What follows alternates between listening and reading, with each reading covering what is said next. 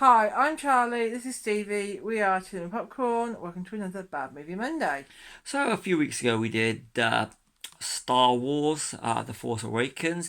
So you got to do a Star Wars movie, you've got to do a Star Trek movie, and I know there's going to be a lot of people out there thinking, which bad Star Trek movie to use because depending on your opinion. But for me, there's only really been two that really are bad in this sense, and so it was either Insurrection or Nemesis, and for you it's a first view for Yeah. Nemesis. It's the first view. Yeah, you've seen it. I saw it at the cinema and haven't seen it since. And Yeah. directed by Stuart Bird, who's mainly known as an editor who did the likes of Skyfall, Casino Royale, Demolition Man, Lethal Weapons 1 and 2, Die Hard 2, and Superman. It was made on Nemesis was made on a budget of $60 million with a US Canada gross of $43 million and a worldwide gross of 67. So it just made its money just made its money on the worldwide gross, and the 10th Star Trek movie and the final one from the Next Generation crew.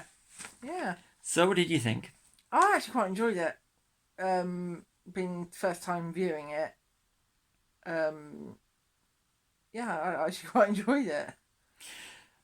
But then I'm not really a Trekkie or anything like that. She says See, that. I can't even do that. Look, I can't do it. Live Long and Prosper and Picard, the great. All three seasons. Yeah. But we're talking. We're not going to discuss Picard because there's no way Picard should be discussed. No, definitely any not. of the 3 seasons. Yeah. And okay, I got to admit, Tom Hardy was good. Yeah, Tom Hardy was good. It took me a while to realise it was Tom Hardy, and you had to give me some clues. Yeah, and Tom Hardy was good in it.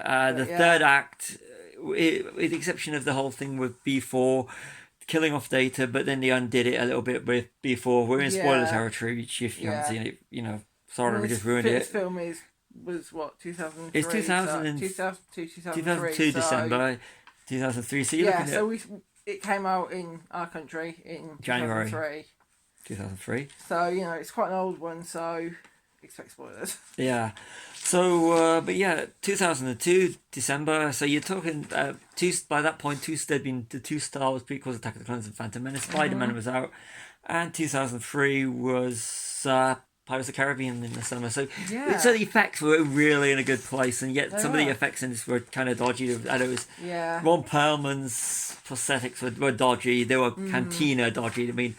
Star Wars Cantina in 1977, I found that the creatures in that were better than Ron Perlman's effect as... I can't remember the character's name. Was that Ron Perlman's a great actor, but this was no. But the third act was good. It was the only thing I actually liked was the third act. Yeah. And then Mourning Data, and Data Sacrifice, which was undone by the whole B4 thing at the end slightly. But they've kind of made up for it with the Picard TV series, all 3 seasons. And they gave the Next Gen crew in season 3 of Picard the send off, because this is a poor send off for the crew. Yeah. Let's go to your notes. First one we've said is the 4th and last Next Gen movie. I found that right at the beginning at the wedding ceremony, Data addresses ladies, gentlemen's and transgender life forms as well, which I thought was quite good, being like trans positive before its time sort of thing. Yes, I know. Did you notice that as well? I did. Yeah, I thought it was it fits completely perfectly into Star Trek. It does. Star Trek has always been ahead of the game in terms of inclusion. Yeah, definitely. It's which you could argue is more comic book, because the comic books, especially all the comic books have always been inclusive. Yes. And I found that that is really holding up to the whole Gene Roddenberry thing. So that is a positive. That was Won't be knocking positive. it. And seeing in the same scene, Will Wheaton as Wesley and Whoopi Goldberg as Guinan was great as well. Yes. Which added back to the whole. You saw them in that scene, didn't you? Which was nice. But going back to that is the positive of it. Very holding to the whole Gene Roddenberry thing. Yeah. But that kind of is let down in the rest of the movie, I think. Found myself on the phone. I found that the costumes Yeah. the bluish grey with it and the dark colours of the costumes, Yeah. which would work since something like First Contact, but it's Yeah, not. yeah. I like the whole more colourful ones. It's traditional Yeah. Star Trek. Yeah. Watching a dull movie just adds to the dullness. Yeah. And next one is give a planet an alien feel. Yeah, you put the grey. You have the whole yellow tinge to Yeah, it. tinge, And or film it in the desert or in like Rocky Mountains, stuff like that. It's just gives it sort of like and the Dune buggies, Yeah, that was you said about terrible. that, I the didn't like mods on them. it was like make something look a little bit futuristic. Well, we'll just take a Dune buggy and we'll just put things on it. That's so Yeah. cheap, very cheap. Yes. And it was like we've got to have like a chase at the start, which I'm Of sorry, but course. in the time where Attack of the Clones and Phantom Menace with the pod racing in 1999, Yeah. so it kind of didn't feel right. Yeah. It felt cheap. It felt very cheap. It was a low budget cheapness. Yeah. It felt and cheap. It was a big budget film. So Yeah, 60 million. Not didn't mega need- budget, didn't- but didn't need to be cheap, did it? no. If you Really? start for the maybe come on, they did. I mean, if you think about it, you got Generations, which is enjoyable. You got First Contact, which is a great Star Trek movie, and then you've got Insurrection, which I've only watched once so far. Yeah. Says a lot about Insurrection and Nemesis. This is the second viewing. So I didn't like the whole B4 thing. B4 Yeah. Law. I was waiting for Law to appear, Yeah. Well, at the beginning, I thought it might have been Law. and they're using that whole thing again. Yeah. It did feel like an extended TV series, as in the Next Generation in that period. The whole thing, having Kate Mulgrew as Admiral Janeway. Yeah. I was never a Voyager fan. Don't know much about Voyager, but that felt like saying Yeah. we're going to pass the torch. But yeah, you back to you. And then we've got about the Romulans villains. They're kind of not the Romulans, yeah. That's how it was portrayed at the start, Yeah. wasn't it? And then it ended up being Actually ended up helping, didn't they? the Romulans ended up. It was that was nice adding the peace to the last 20 minutes with the whole peace thing, making peace with the Romulans. That was good, but the rest Yeah. of it was just Yeah. typical Star Trek Next Generation. Not one of the good episodes TV, No. which kind of it was a big letdown. It was. I mean, you argue that Star Trek motion picture was just an extended episode, but Yeah. I love motion picture, and I rank that as the Yeah. top my favorite Star See, Trek I'm movie. more- You can argue with me on that one. I'm more Kelvin Timeline. Kelvin Timeline is brilliant, but if you look at the timeline, Yeah. I've actually written this down. Nemesis was 2002. 2009 is the J.J. Abrams movie. That's the first one in the Yeah. Kelvin, isn't it? So you got that. So you have 7 years, well, Star Trek movies, Yeah. and then JJ brought it all back, and Yeah. it's kind of funny we did The Force Awakens the other week, which was also a J.J. Abrams movie. Yeah, it was, wasn't it? Yeah. So, Yeah. but yeah, it needed the reboot with J.J. Abrams. This one you could tell why it left. It left like the Romulan ship dead in the water. In Yeah. the That's all your notes, Steve. yeah. So My notes. I've got about he wants peace, but that's what he says at the beginning. Tom Hardy's character. Shinzon, Yeah. Plato Shinzon. Yeah. He's create. You want war. He wants peace. No, but he says at the beginning that he wants peace. That's why he's reaching Yeah. out to them, and it turns out it's a complete lie. Yeah. It's almost like a Trojan horse type situation. I Yeah, think. but you never. You can always tell the villains in these Oh, of films. course you It's not can. like it's not like oh. 'Cause it's all like the light is usually like darker around them, and Yeah. their costumes are darker. They could have been They could have been changed with the Klingons, the old Yeah. Klingons in this. So Yeah. So yeah, and then you said about the rubber masks. didn't like the masks. I thought they were the prosthetics. They were very cheap even for the time. Yeah, and then you've got about the Roman slave. You Yeah. said that. Yeah, Didn't you? he started. They got started, the whole, like, and then the it's a pit, slave which story. Tom The Hardy in pit the was- pit, like yeah. Bane in Dark Knight Rises. Yeah. Yeah. Yeah. Ron Perlman's usually good. Sex and Space. Sex They and have the whole Space. space between. Yes. So I think that's one of the first times I've Between seen that. Riker and And